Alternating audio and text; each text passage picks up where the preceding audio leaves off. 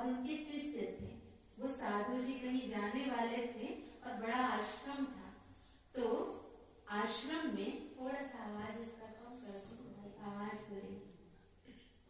तो आश्रम में जब उनको निकलना था तो महात्मा जी ने कहा कि देखो, अपने शिष्य को बुलाया और कहा कि देखो, आप जो है ना, कुछ पूछना हो, कैसे संभालना है पीछे से, आपको इतने दिन में नहीं रहूंगा, आप कुछ पूछना है तो पूछ लेना, बाकी कल का दिन मेरा मौन रहेगा और परसों में जो है कुछ फिर भी पूछना हो तो लिख कर बता सकता हूँ, लेकिन आज आप पूछ लेना अगर कुछ पूछना चाहते हो तो कहा ठीक है।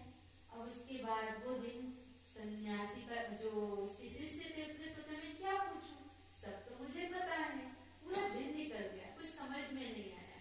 दूसरा दिन जब हुआ, अब तो मौन हो गया था उनका, तो उन्होंने उस शिष्य के मन में आया कि अरे क्या संभालना है, क्या चीज करना है, कुछ थोड़ा सा पूछ ही लेता, लेकिन आज कैसे पूछूं, आज तो मौन है, इशारों से कहेंगे मैं समझूंगा नहीं।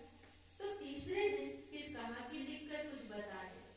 तो कहा कि महात्मा जी आप बताइए, आप नहीं रहेंगे तो क्या मुझे ध्यान रखना है, कोई प्रेरणा हो, कोई बात हो, आप बताइए तो सही।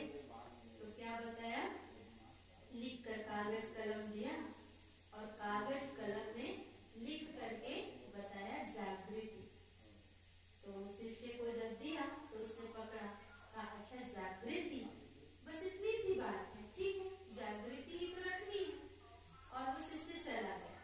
फिर जब सोचने लगा कि क्या जागृति, किसकी जागृति, किस प्रकार की जागृति, कुछ तो बताया नहीं।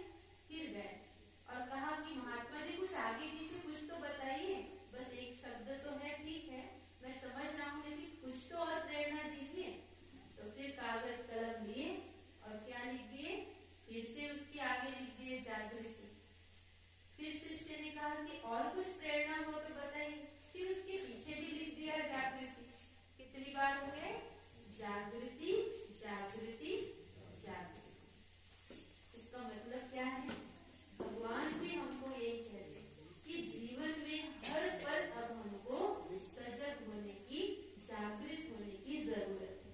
और जागरण का महत्व भी यही कि कम से कम अज्ञान की नींद से जाग जाओ। इसलिए शिव बाबा कहते अब मैं इस धरा पर आया हूँ, है ना, कहते ज्ञान सूर्य प्रगटा, अज्ञान अंधेर विनाश। अब ज्ञान सूर्य सृष्टि पर आ गए हैं तो अब अज्ञानता का विनाश होना है, अज्ञानता दूर भागेगी।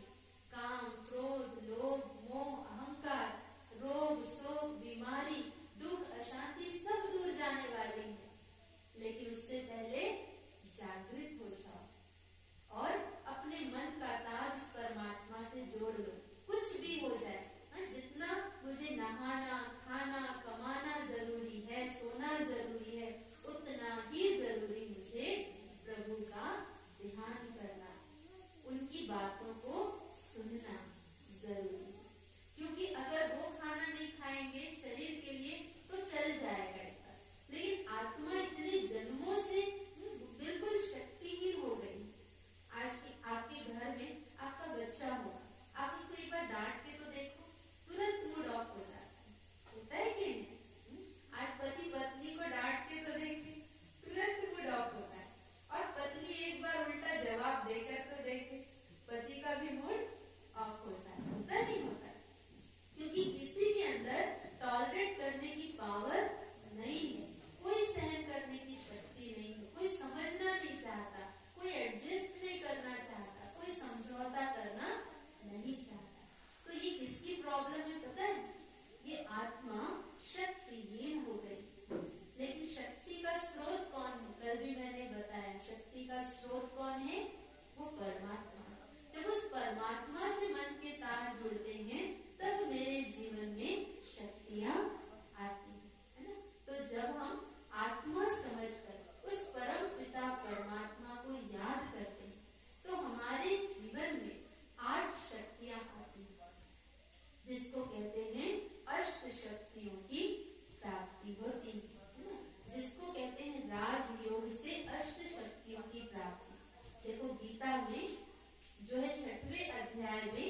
ध्यान योग कहा गया, जिसको ध्यान सिखाया भगवान ने। 9वें अध्याय में भगवान ने राजयोग सिखाया और कहा राजयोग क्या है, बहुत गहरा, और इसको समझ कौन